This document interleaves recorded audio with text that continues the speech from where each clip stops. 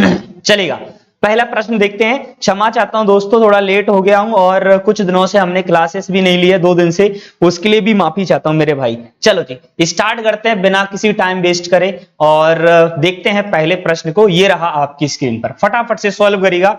और दोस्तों आपको बताकर मुझे खुशखबरी हो रही है, आपके लिए एक बहुत ही खुशखबरी है और मैं बताकर बहुत ही खुश हो रहा हूं मेरे दोस्तों। हम महा मैराथन लेकर आए हैं किसके लिए? आपके ग्रुप 4 एग्जाम के लिए। यस यस, ग्रुप 4 एग्जाम के लिए महा मैराथन लेकर आए हैं जी, डेफिनेटली लेकर आए हैं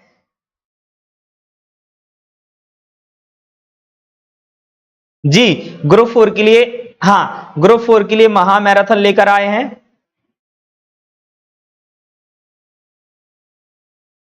यस यस यस, कंप्लीट 100 प्रश्न मैं सॉल्व कराने वाला हूं ग्रुप 4 के लिए, है ना। ग्रुप 4 के लिए कंप्लीट 100 प्रश्न सॉल्व कराने वाला हूं और आशा करता हूं उन्हीं 100 क्वेश्चन में से आपको प्रश्न देखने को मिल जाएंगे। एक तो मैं ग्रुप 4 की 100 क्वेश्चंस की महा मैराथन कराऊंगा, एक मैराथन और होगा हमारा जिसमें मैं ओनली कंप्यूटर का MS ऑफिस, हाँ संडे को देखो जी सभी तक ये बात फैला दीजिएगा, मुझे ज्यादा से ज्यादा बच्चे लाइव चाहिए, तभी मैं महा मैराथन लाऊंगा। संडे को मैं महा मैराथन लाऊंगा आप लोगों के लिए और मुझे कंप्लीट 100 बच्चे वहां पर चाहिए। अगर 100 बच्चे वहां नहीं हुए तो बच्चों मैं तुरंत ही महा मैराथन बंद कर दूंगा। मैं आपके लिए इतनी मेहनत करूंगा तो आप भी मेरे लिए थोड़ा सा बनाइएगा। कल बैनर बना के आप लोगों के सामने मैं सेंड कर दूंगा। जो जो मेरी हेल्प करना चाहते हैं, जो जो बच्चे चाहते हैं कि आपका महा मैराथन हो, तो मुझे 100 बच्चे चाहिए वहां, आप शेयर करिएगा उस बैनर को। कल मैं बैनर दे दूंगा, कल मैं बैनर अवेलेबल करा दूंगा। मेरे एक नंबर 7974249633, इन 3 नंबर पर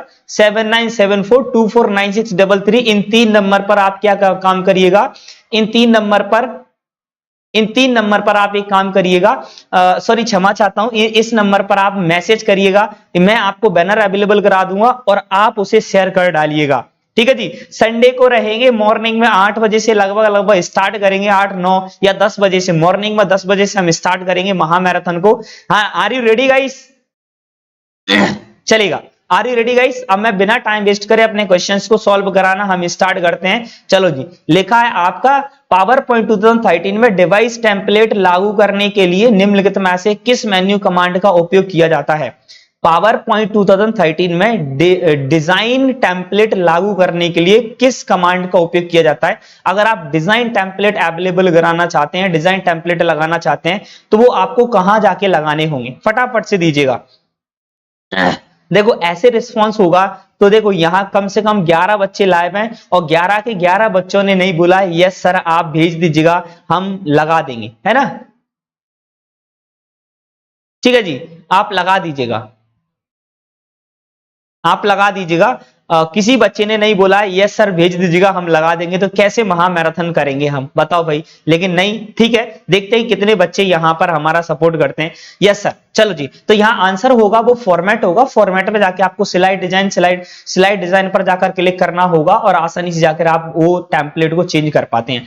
विंडो एक्सपी निम्नलिखित में से किसका उदाहरण है? Which Windows XP is a example of which of the following? निम्नलिखित में से किसका उदाहरण है विंडो एचपी? बताइएगा। एक्सपी समझ चाहता हूं, विंडो एक्सपी किसका उदाहरण है? बेसिक सॉफ्टवेयर का, सिस्टम सॉफ्टवेयर का, यूटिलिटी सॉफ्टवेयर का और एप्लीकेशन सॉफ्टवेयर का? चलो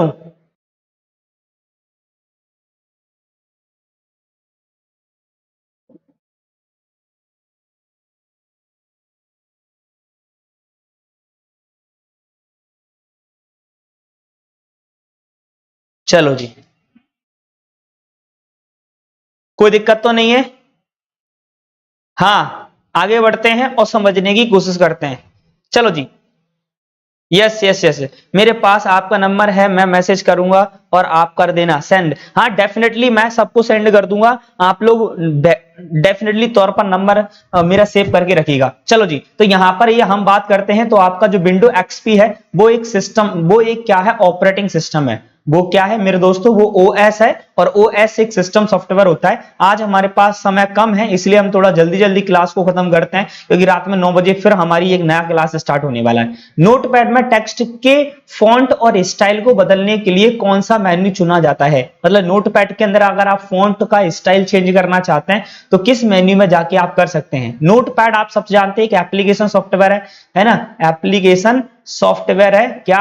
नोटपैड एक एप्लीकेशन सॉफ्टवेयर है, ठीक है, क्या बात है, नोटपैड एक एप्लीकेशन सॉफ्टवेयर है, इस बात को आप लोग थोड़ा याद रखिएगा। दूसरी वाली बात यह है, नोटपैड एक एप्लीकेशन सॉफ्टवेयर है, इस बात को थोड़ा सा आप लोग याद रखिएगा। बात हम यहां करते हैं कि यहां नोटपैड के अंदर आप क्या करते हैं, सॉफ्टवेयर की कोडिंग करते हैं। जो सॉफ्टवेयर होते हैं, किसी भी प्रकार की आप कोडिंग करना चाहते हैं, वेब कोडिंग या फिर एप्लीकेशन सॉफ्टवेयर कोडिंग, किसी भी प्रकार की कोडिंग है वो नोटपैड के अंदर होता है। और ये जो मेन्यू है वो है फॉर्मेट मेन्यू में जाके आप आसानी से अपना फॉन्ट का साइज चेंज कर सकते हैं, फॉन्ट की स्टाइल चेंज कर सकते हैं। फॉन्ट के बारे में जितना भी सेक्शन अवेलेबल होता है वो एक्चुअली में क्या होता है, हमारा फॉर्मेट के अंदर जाकर अवेलेबल होता है। चलो जी, व्यक्तियों द्वारा अपनी पहचान को गलत साबित करके आपसे गोपनीय जानकारी प्राप्त करने का प्रयास है। यानी व्यक्तियों द्वारा अपनी पहचान को गलत साबित करके आपसे गोपनीय जानकारी प्राप्त करने का प्रयास है। फटाफट बताइएगा, ऐसी कौन सी चीज होती है जिसकी वजह से अपनी गोपनीय जानकारी को निकालने का प्रयास किया जाता है? तो उसे हम बोलते हैं दोस्तों फिशिंग के नाम से जानते हैं। फिशिंग ट्रिक्स होती हैं, ट्रिक्स होती हैं। एक्चुअली में आपने देखा होगा, फिशिंग ट्रिक एक आपके सामने रखना चाहता हूं, जैसे कि 25 लाख की लॉटरी, आपके पास मैसेज आता होगा, मेरे हिसाब से सारे बच्चों के पास मैसेज आता होगा क्या, 25 लाख की लॉटरी या 10 लाख की लॉटरी, या फिर KBC की तरफ से आपको एक मैसेज भेजा गया है, या बैंक अकाउंट में इतने पैसे आपके डिपॉजिट कर दिए गए हैं। ऐसे मैसेज आई होप सबके पास आते होंगे मेरे हिसाब से। किस किस के पास ये मैसेज आया हुआ है वो भाई थंब इंप्रेशन एक बार जरूर भेजेगा। बताओ फटाफट से, किसके जो लाइक बटन आपको दिखाई दे रहा है मेरे दोस्तों, जो हार्ट वाला बटन दिखाई दे रहा है, जो हार्ट बटन को प्रेस करता है वो मेरे सामने यहां नाम उसका आ जाता है। तो जरा हार्ट बटन प्रेस करके बताइएगा कि किस किस के पास इस प्रकार के मैसेजेस आते हैं और उसे फिशिंग ट्रिप्स कहते हैं या फिशिंग टिप्स कहते हैं। फटाफट बताइएगा जी, फटाफट दोस्तों, तभी मैं नेक्स्ट क्वेश्चन पर मूव करूंगा। फटाफट बताइएगा फटाफट से कि किस किस के पास ये आता है, किस किस के पास ये आया हुआ है। यस डेफिनेटली यस डेफिनेटली, है ना, एक बच्चे के पास आता है क्या, और बच्चे नहीं है यहाँ पर? चलो जी कोई दिक्कत नहीं है, बट मेरे पास ये मैसेज कई बार आए हुए हैं। आई थिंक आपके पास भी कॉल तो जरूर आया होगा अगर मैसेज नहीं आया होगा। निम्नलिखित में से कौन सी टोपोलॉजी किसी नोड को जोड़ने हटाने से सबसे कम प्रभावित होती है? निम्नलिखित में से कौन सी टोपोलॉजी किसी नोड को जोड़ने हटाने से सबसे कम प्रभावित होती है? मतलब कि ऐसी कौन सी टोपोलॉजी है जो जोड़ने और हटाने से सबसे कम प्रभावित होती है, बताइएगा। मतलब कि उसमें एक नया नोड जोड़ दीजिएगा या पुराना नोड हटा दीजिएगा, कोई फर्क नहीं पड़ता है। वहां पर क्या है, ये है रिंग टोपोलॉजी। स्टार टोपोलॉजी में फर्क पड़ता है, बस में पड़ता है, नेट टोपोलॉजी में पड़ता है। नेट तो टोपोलॉजी होता ही नहीं है एक्चुअली में, लेकिन यहाँ रिंग ऐसी टोपोलॉजी है जिसके अंदर आप नया नोड जोड़ दीजिएगा या पुराना नोड हटा दीजिएगा, कोई फर्क नहीं पड़ने वाला है यहाँ पर। चलेगा नेक्स्ट क्वेश्चन। निम्नलिखित में से कौन एक वैध छवि प्रारूप नहीं है? मतलब निम्नलिखित में से कौन सा आपका वैध फाइल एक्सटेंशन नहीं है, वैध फाइल फॉर्मेट नहीं है? तो देखिएगा TIFF हमारा किसका होता है, फोटो का होता है, जिसे टेक्स्ट इमेज फाइल फॉर्मेट कहते हैं। ये भी एक फोटो का एक्सटेंशन नेम होता है जिसे जॉइंट फोटोग्राफी एक्सपर्ट ग्रुप कहते हैं। GIF ये भी एक फोटो का होता है जिसे ग्राफिकल इंटरचेंज फॉर्मेट के नाम से जानते हैं, लेकिन यहाँ MPEG नाम का कोई वैलिड नहीं होता है। हाँ MPEG 2 और MPEG 4 का जरूर होता है। MPEG 4 का होता है MP4 और MPEG 2 का होता है MP3, लेकिन MPEG अकेले का कोई फाइल फॉर्मेट नहीं होता है, फाइल एक्सटेंशन नहीं होता है। फटाफट से नेक्स्ट प्रश्न ये रहा आपकी स्क्रीन पर। चलो जी, पिक्सल क्या है, फटाफट से बताइएगा पिक्सल क्या होते हैं? जरा कमेंट करके फटाफट से जवाब दीजिएगा। What is pixel, what is pixel, है ना, क्या बात है, सुंदर सुंदर सुंदर। सी सुमन करेक्ट बात है। जबकि यहां पर देखो एक पिक्सल एक सेल होता है जी, बिल्कुल नहीं। पिक्सल एक पिक्चर होती है? जी बिल्कुल नहीं। एक पिक्सल ग्राफिक्स छवि में एक एकल बिंदु है, डेफिनेटली, है ना। अ pixel is a single point in a graphical image, मतलब ग्राफिकल इमेज के अंदर एक सिंगल पॉइंट होता है, उसे पिक्सल के नाम से जानते हैं। सारे बच्चे सही जवाब दे रहे हैं। पिक्सल से रिलेटेड एक और बात होती है, पिक्सल से क्या होता है, रिजोल्यूशन बनता है किसका, पिक्चर का। और उस पिक्चर के रिजोल्यूशन जो है अलग अलग प्रकार के होते हैं, जैसे 144p, 360p, है ना। जैसे हम यहाँ बात करें 720p, जैसे 1080p, जैसे 2160p, ये क्या होते हैं, हमारे रिजोल्यूशंस होते हैं। निम्नलिखित में से कौन MS एक्सेल में गणितीय और त्रिकोणमितीय फंक्शन श्रेणी से संबंधित नहीं है? निम्नलिखित में से कौन MS एक्सेल में गणितीय और त्रिकोणमितीय फंक्शन श्रेणी से संबंधित नहीं है? फटाफट से बताइएगा, फटाफट से बताइएगा दोस्तों, है ना, बताइएगा। निम्नलिखित में से कौन MS एक्सेल में गणितीय और त्रिकोणमितीय फंक्शन श्रेणी से संबंधित नहीं है ना। गणित से कौन संबंधित नहीं है? ABS, मैक्स, राउंड या सम? बताओ भाई, निम्नलिखित में से गणित से कौन संबंधित नहीं है? तो यहां पर मैथ जो फंक्शन है, मैक्स जो फंक्शन है, वो मैथ से बिल्कुल भी संभव नहीं होता है। हम देखो जी, ABS फंक्शन माइनस साइन के लिए यूज होता है। राउंड फंक्शन एक्चुअली में कोई नंबर है, जैसे 4.9999 एक नंबर है, तो इसे राउंड फिगर में 5 बनाने का जो काम होता है वो राउंड फंक्शन का होता है। सम का आपको पता होता है, ऐड करने के लिए होता है। तो ये तीनों फंक्शन एक्चुअली में हमारे मैथ से रिलेटेड होते हैं। इसके अलावा जो D फंक्शन है वो मैथ से रिलेटेड बिल्कुल भी नहीं होता है। नेक्स्ट प्रश्न ये रहा आपकी स्क्रीन पर। MS एक्सेल 2013 में वर्कशीट टैब के बीच दाएं से बाएं स्विच करने के लिए किस शॉर्टकट की कुंजी का यूज होता है?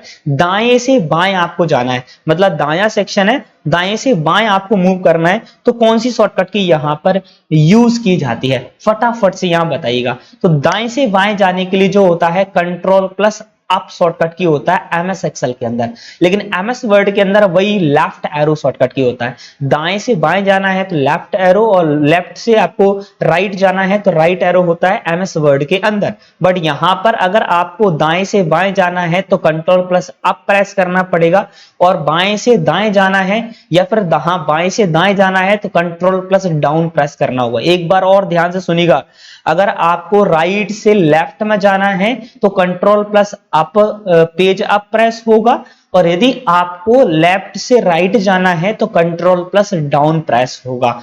फटाफट से ये दिमाग के अंदर रखिएगा, बेहतर प्रश्न है ये आपके लिए। डेटा के गैर वाष्पशील प्रत्यक्ष पहुंच भंडारण प्रदान करने के लिए उपयोग की जाने वाली चुंबकीय भंडारण चिप और इसमें कोई गतिमान भाग नहीं होता है के रूप में जाना जाता है? The magnetic storage chip used to provide non-volatile direct access storage of data and that have no moving parts are known as। Data के गैर वाष्पशील प्रत्यक्ष पहुंच भंडारण प्रदान करने के लिए उपयोग की जाने वाली चुंबकीय भंडारण चिप और जिसमें कोई गतिमान भाग नहीं होता है के रूप में जाना जाता है। फटाफट बताइएगा, ऐसी कौन सी स्टोरेज है जिसके अंदर कोई गति नहीं होती है, उसे हम क्या बोलते हैं, लेकिन चुंबकीय होता है? देखो, मैग्नेटिक कोर के अंदर गति होता है, मैग्नेटिक डिस्क के अंदर गति होता है, क्योंकि यहाँ ट्रैक और सेक्टर्स होते हैं जो आपस में मूव करते रहते हैं। मैग्नेटिक टैप के अंदर मूवमेंट होता है, बट यहाँ पर मैग्नेटिक बबल मेमोरी एक ऐसी मेमोरी है जिसके अंदर कोई मूवमेंट नहीं होता है। फटाफट से यहां याद कर लीजिएगा, मैग्नेटिक बबल मेमोरी ऐसी मेमोरी है जिसके अंदर कोई मूव नहीं होता है, जिसके अंदर कोई गति नहीं होती है। इस बात को आपको याद रखना है, ठीक है। चलेगा, नेक्स्ट प्रश्न पर आपका ये रहा स्क्रीन पर। पहला डायल अप कनेक्शन किस वर्ष में बनाया गया था, है ना? विच ऑफ कनेक्शन, विच वर्ष first year the first dial up connection was made? ऐसा कौन सा सन था जहां पर सबसे पहले डायल अप कनेक्शन बनाया गया था? आपको पता है डायल अप एक इंटरनेट कनेक्शन है ना? डायल अप एक इंटरनेट कनेक्शन है जिसके माध्यम से आप इंटरनेट को एक्सेस करते हैं, टेलीफोन लाइन के माध्यम से। वो बनाया गया था 1965 में। आजकल तो डायल अप इंटरनेट कनेक्शन बिल्कुल बंद हो गया है। अब जो चल रहा है वो चल रहा है, अभी डायल अप इंटरनेट कनेक्शन बंद हो गया है। अभी जो चल रहा है सबसे ज्यादा वो चल रहा है broadband internet connection. Broadband internet connection, जैसे कि एयरटेल फाइबर, जैसे कि जियो फाइबर। आप पूरी इंडिया में ये दो ही इंटरनेट कनेक्शन चल रहे हैं, एयरटेल फाइबर और जियो फाइबर। चलेगा, नेक्स्ट प्रश्न ये रहा आपकी स्क्रीन पर। कौन सा लॉग कंप्यूटर सिस्टम के घटकों या ड्राइवरों के बारे में जानकारी दर्ज करता है? Which log record information about components और driver of a computer system? बता भाई, ऐसा कौन सा लॉग होता है जो ड्राइवर के बारे में पता करवाता है? ड्राइवर मतलब कि मेरे बच्चा आपने को पता होगा, प्रत्येक हार्डवेयर से रिलेटेड एक अपना एक सॉफ्टवेयर होता है, और उस सॉफ्टवेयर के बारे में काम करना, उस सॉफ्टवेयर के बारे से, उस सॉफ्टवेयर से रिलेटेड जो सॉफ्टवेयर होता है, क्षमा चाहता हूं, प्रत्येक कंप्यूटर के अंदर एक हार्डवेयर होता है और उस हार्डवेयर को चलाने के लिए पर्टिकुलर सॉफ्टवेयर होता है जिसको हम ड्राइवर कहते हैं। उसकी इंफॉर्मेशन देने वाला जो लॉग होता है उसे हम बोलते हैं सिस्टम लॉग के नाम से जानते हैं। आई थिंक आशा करता हूं प्रश्न आपको सारे समझ में आते जा रहे होंगे। चलेगा, टोनर कार्टेज के अंदर ड्रम है, इसका मतलब क्या है? बताओ भाई, टोनर कार्टेज के अंदर एक ड्रम होता है, drum inside the toner cartridge is, है ना, एक ड्रम टोनर कार्टेज के अंदर है, तो उसका मीनिंग क्या होता है? फटाफट से आप लोगों के सामने, आपको मेरे सामने रिप्रेजेंट करना है अपने प्रश्न को, फटाफट से बताइएगा क्या लिखा हुआ है। टोनर कार्टेज के अंदर ड्रम होता है, इसका मतलब होता है प्रकाश संवेदनशील, यानी फोटो सेंसिटिव होता है। और वो जो ड्रम होता है ना, वो एक फोटो सेंसिटिव होता है, वो एक फोटो खींचता है और उसकी प्रिंटिंग कर देता है टोनर के अंदर। और ये काम होता किसके अंदर है? ये होता है दोस्त लेजर प्रिंटर के अंदर, है ना। विदाउट लेजर प्रिंटर के अंदर ये काम संभव नहीं होता है। ठीक है जी, चलेगा, नेक्स्ट प्रश्न पर मूव करते हैं। क्या कहता है ये देखिएगा आपकी स्क्रीन पर। Post is related with which process? मतलब जो पोस्ट होता है वो किस प्रोसेस से रिलेटेड होता है? यहां पर अगर हम पोस्ट की बात करें, इसका फुल फॉर्म होता है पावर ऑन सेल्फ टेस्ट।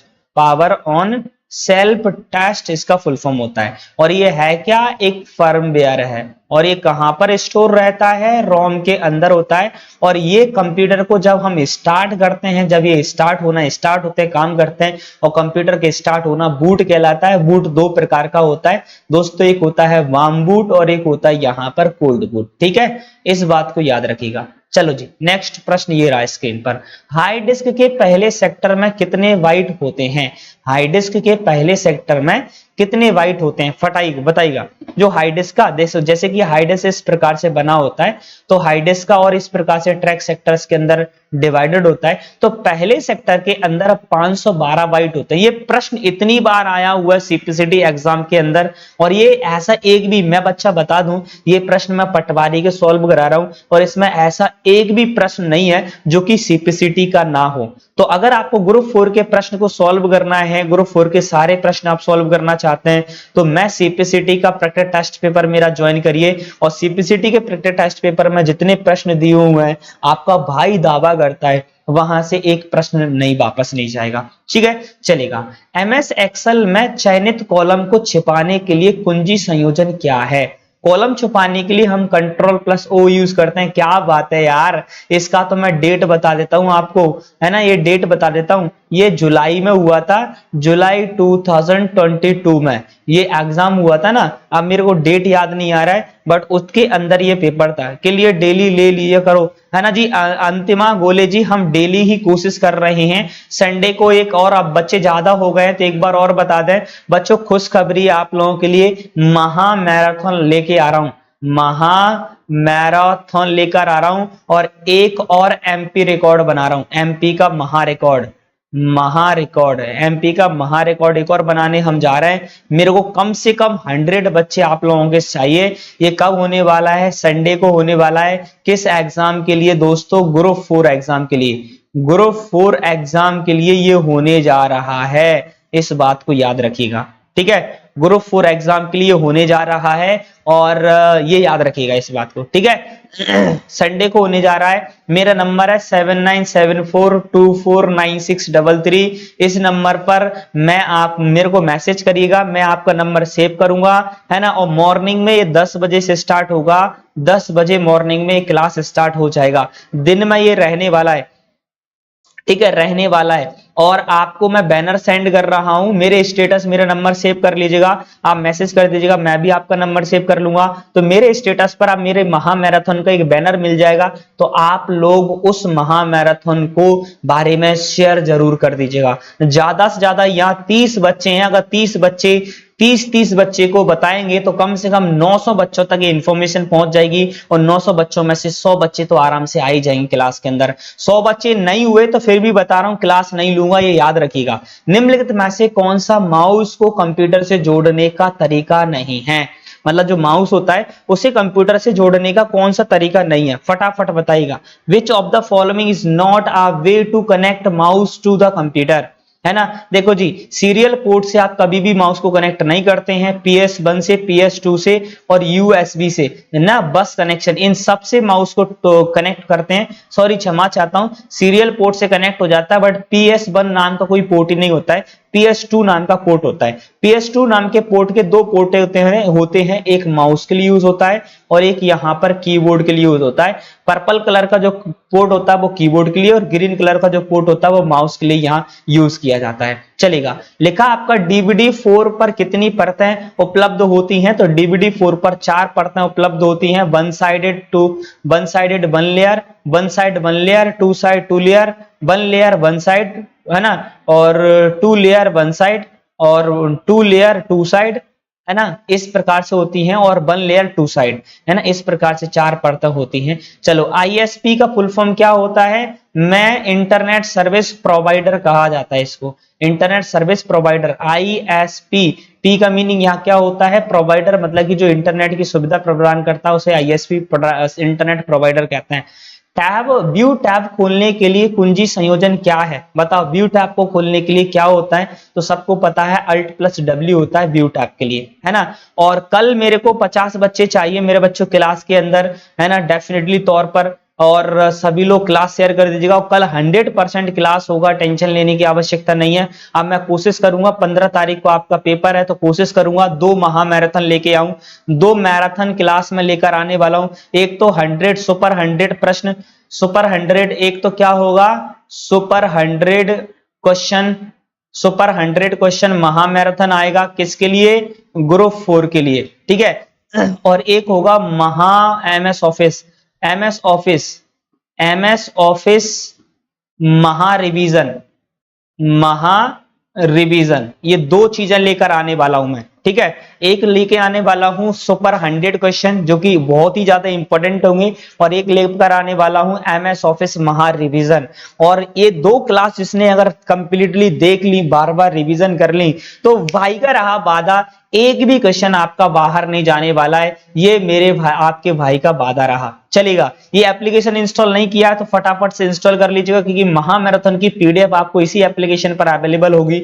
और अगर आप हमें इंस्टाग्राम पर फॉलो नहीं किया तो फटाफट से इंस्टाग्राम पर फॉलो कर लीजिएगा।